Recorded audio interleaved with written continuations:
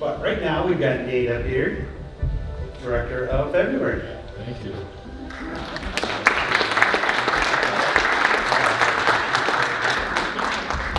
There we go. Okay, that's better. Yeah. Thank you. Yeah, great movie. So yeah, I don't know. Tell us a little bit about where this is coming from. I know you wanted to talk about the group of films that you're putting together. That would be very interesting. Yeah, so I'm doing this thing I'm calling the Year Project, where I'm making a film for every month of the year, all set in Wisconsin, all different Wisconsin stories. So I'm going in order. This is number 2. You can guess what number 1 was. And yeah, I just think Wisconsin has so many interesting characters, so many stories to tell, so many languages are spoken here. It's such an interesting place. And then also the months are very, very accentuated here. I've been in LA for 10 years where I have no track of time whatsoever because it's all just sun every single day. And so be glad you have all this. No, but I think it'll be really fun. I have this story I want to tell you over time, building, so I'm just really excited to build the story. And the other ones they're all different stories, like this, or this. Yeah, they're all going to be completely different stories, but there's a little overlap. Like the lead character of January is in this. She's the one who's like, "What's a torta?" That's the lead character of January. She's kind of a busybody church volunteer. So that's online if you guys want to check it out. Very cool. And this was all shot here. This was shot in Eau Claire and Toma. Yeah. Yeah, the metropolis of Toma, Wisconsin. Yeah. And you live in LA and won't so. Yeah. Did you bring a crew with you? Yeah, the crew is a mix of people from California and Wisconsin, Minneapolis, Chicago. A lot of the Latino cast, well, all the Latino cast were all from LA. But the ice fisherman character, I looked for forever and forever, and I just every audition I was getting felt like Fargo or something. Yeah. And so I thought, what the hell? And I threw up an ad on Craigslist, and this man responded. Actually, what I put up was I said, I'm looking for a crazy ice fisherman, and his wife responded. and said, this is my husband. She sent me a picture, and I was like, this is perfect. So most of the movie's written, but when it comes to him, I let him improvise a bit. So those are his dirty jokes. It's his favorite joke in the world, that joke. Yeah. He was a great character, right? Yeah. Thanks. Let's open it up to questions. Anybody got anything for me here? Yeah. So the Hispanic cast, have they been in other movies as well? A couple things. David, though, who plays the lead, this is his first film in anything, Really? and he was in like college for theater, but this was the first time he did anything. Yeah, I think he did a great job. Yeah. So where did this particular story come from?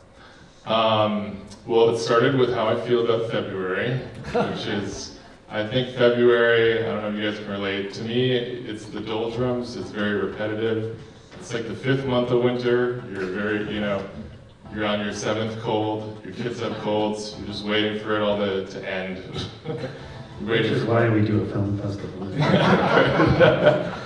So, starting with that, I was thinking about also then what we do to escape that, Miguel's world is very noisy up until he gets out on the ice. I think ice fishing is so cool, especially living in LA where everything's crammed and you kind of have no personal space. It's so cool that no matter what, ice fishermen, they can just get away and you're kind of your king or queen of your own domain then out on the ice. So does that kind of answer your question?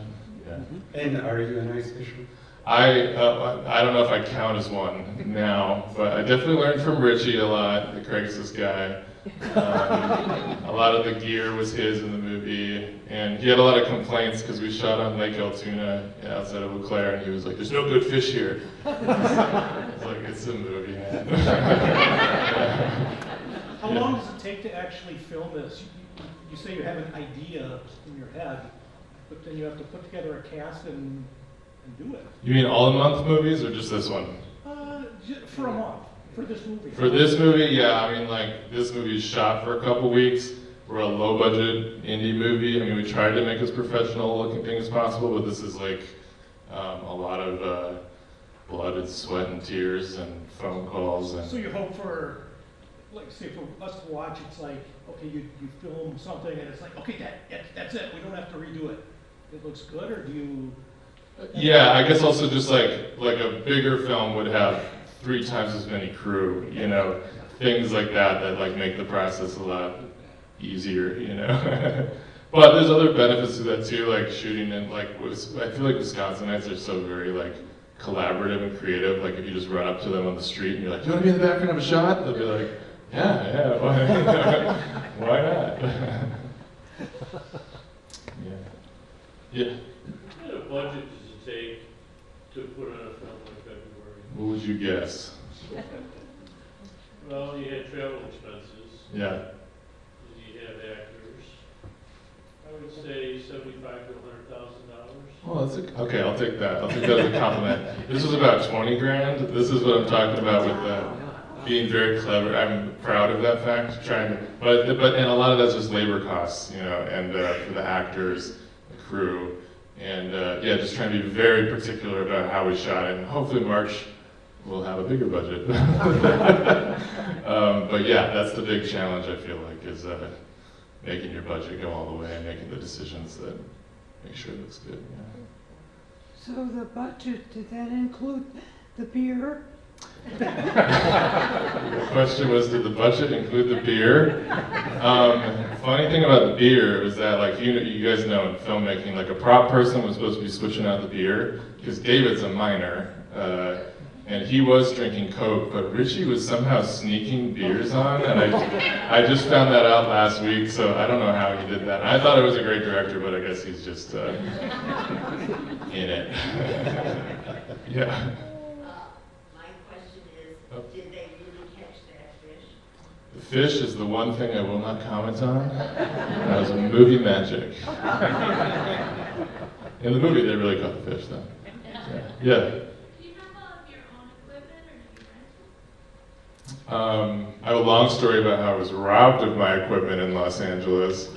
One reason I like filmmaking in Wisconsin better. But no, like this, like a lot of productions we rented. There's like rental houses in Madison and Minneapolis and Chicago, and actually Marquette University gave us, like, donated us some gear too, which also helped keep that budget down. Yeah. What can you tell us? What this was ice fishing for February. What was January's theme? So January is about the Torta Lady. She is the church volunteer at a dying Methodist church on a very cold January day, and they're having a shotgun wedding with a pregnant bride, and the Torta Lady does not approve. So it's kind of a comedy. Yeah. January is on YouTube and Vimeo. If you just look up January and Nathan Deming, and my name's probably in the bulletin thing you have, right? Yeah, so you can just look that up, yeah. Also, your sound, did you have to do the sound in the studio, or? Yeah, the sound, we spent a lot of time on the sound, like, because if you notice, there wasn't really music until they get drunk at the end.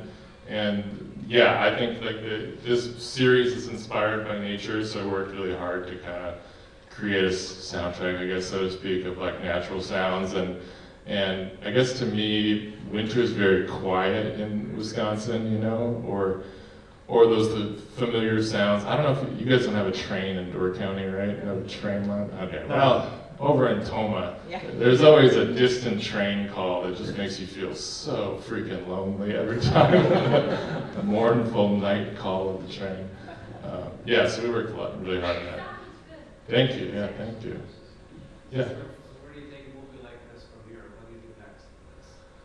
How do you promote it, or what do you do? How do I promote this movie? Well, glad you asked. I'm doing this pretty crazy thing I haven't done before, which is I'm going around the whole state this month showing this movie. Every day I have a screening. I was in Shawano last night, and well, except for Valentine's Day weekend, that's the only time I'm not doing it.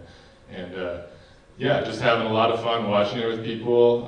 There's been 2 snowstorms so far that have nearly canceled it, but then people showed up anyway, and it's great. Like we showed it in Hayward during a snowstorm, and like it's like 4D, you know, because you feel cold and your shoes are wet, and, you know, and then you walk outside and you're like, I want it to be spring. Yeah. And you're going to be at the Time Theater in Oshkosh next week. Yeah, we're gonna be at the Time Community Theater in Oshkosh. Yeah. Back to the Torta lady. Yeah. Is she the same character in January or a different character? No, it's the same character. Yeah, that's the idea. Is this will all be kind of the same small town. Somebody told me, a reporter told me, I'm creating the Toma cinematic universe. So in December, all of them will assemble. And, but yeah, so she's the same character. She's just popping up here with her husband, being alone. Happen with other characters then, showing up in other... Yeah, I really like that with other filmmakers who have done that, and we just keep kind of weaving a story of different characters and stuff like that. Yeah, behind you. I'm just curious, how does this work? I mean, you spent $25,000 making this, how do you make money doing this? Or don't you? That's a question for every filmmaker ever.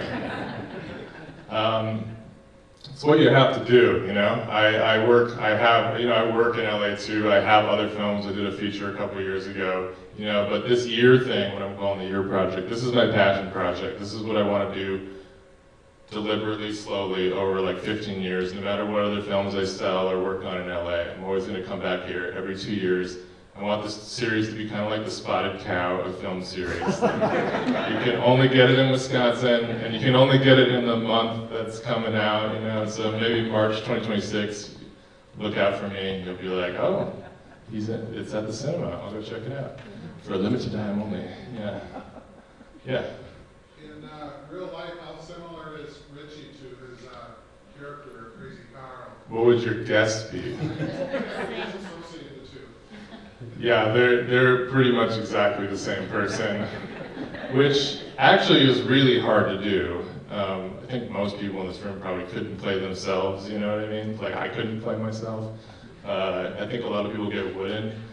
But yeah, his first film, he'd never done it before, and just props to him for throwing himself into it. And I mean, he didn't even know how a lot of the stuff worked, and he was cranky a lot of the time because, you know, the film set thing is there's a lot of waiting around, you know, he's like, he wasn't prepared for hurry up and wait. And the hardest part of film. Yeah, he got inundated pretty quickly. Yeah. Did you feel any kind of stress that this is also a very political movie? I don't. It could be construed that way. Yeah, I mean, I'm not a political filmmaker. I'm very interested in people. I think that no matter what your political views are, hopefully you can watch this and go, I empathize with these characters, or I understand what they're going through. And I guess that's what I care about by the end of the day. And over this film series, I'm going to change perspectives a lot and explore. Like I was so obsessed and excited about, like, okay, I'm doing a big Wisconsin film series. The second one's in Spanish, you know, like you wouldn't expect that.